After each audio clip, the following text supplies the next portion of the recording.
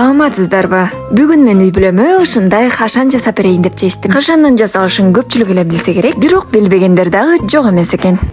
Анда эң алгач эле камырынан баштайлы. Биз кадимки эле унга 1-2 кашыктай дрожждон себелеп, туздалган жылуу суу менен камырыбызды жуура баштайбыз. Мен камырын өтө суюк эмес, өтө катуу эмес кылып жуурамын. Жуурган соң үстүн жабып, жылуу жерге коюп коюшубуз керек. Экинчи кезек кашандын фаршында.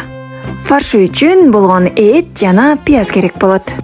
Этти мен мына ушундай майда кубик кылып туруп алдым. Эт менен чогуу майда аралаштырсаңыздар аябай сонун болот. А менде май аз болгондуктан бүгүн кошпой эле коеюн деп чечтим. А бул биздин пияздар. Бакчабыздан буларды казып, топ-топ кылып айлап, кургасын үчүн сарайга коюп койгон элек. Азыр ушул жактан өзүмө жаккан пияздарды сууруп алайын дагы. Арчып, туура баштаймын.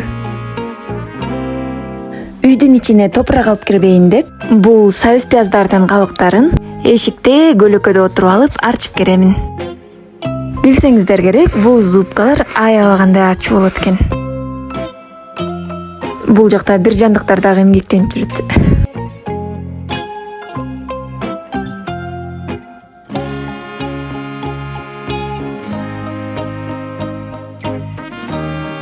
Азыр болсо пияздарымды жууй кирейин. Бизде эшикте ушундай кудук бар. Бул жактан суу алып, жашылча жемиштеримди жуймун. Мал жандыктарга суу берилет. Айтор эң эле керектүүлөрдүн бири.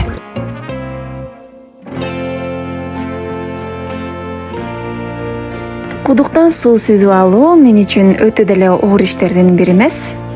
Тескеринче бул жактан суу алганды аябай жакшы көрөм. Чындыгында бул кудуктун суусу жай мезгили болсо дагы муздай эле укмуштай муздак экен. Азырынча уйку жекеси болуп үйдө отургандыгыма байланыштуу уулум көпчүлүк учурда жанымда болот дагы, апасына ар убакыт жардам берип турат. Мына ушинтип пияздарыбызды дагы турадык. Буга май, тууралган этибизди салабыз дагы, керектүү спецтерибизди кошобуз. Башкача айтканда, ошол эле туз, кара мурч кошомун. Ошондой эле ширелүү болсун үчүн суу майды дагы унутпайлы. Жакшылап аралаштырып койсок эле фаршыбыз даяр болуп калды. Эми ачыган камырыбызды бирдей бөлүкчөлөргө бөлөбүз. Андан соң бардыгын бирден кармап, тоголоктоп чыгабыз. Биз кашанды түйүп бүткүчө, суусу кайнап турсун деп, каскандын астына суу коюп койгон элек. Эми түйүлүп бүткөн кашандарды четинен салып бышыра берели. Калган кашандарды болсо түйгөндө уланта берем. Эң башкысы түйүп жатканда фаршын көбүрөөк салып, камырынын түйүлүшүн жукара кылганга аракет кылыңыздар.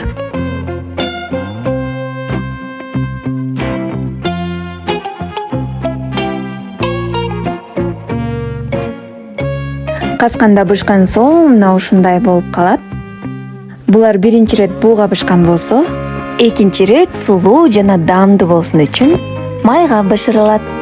Кашандын ичиндеги фаршы чыгып, май чачырабаш үчүн мына ушундай жол менен бышырсаңыздар, даамдуу дагы, сулуу дагы болот. Урматтуу досторум, эгерде видео кызыктуу болгон болсо, өзүңүздөр билгендей эле оюңуздарды жазганды, лайк басканды, подписаться, ошондой эле коңгуроо белгисин басканды дагы унутпаңыздар. А мен болсо сиздер үчүн дагы кызыктуу, пайдалуу видеолор чыгарганга аракет жасаймын.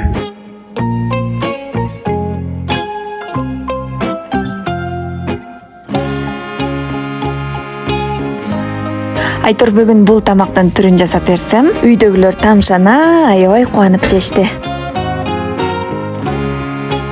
Сиздер да жасап бериңиздер.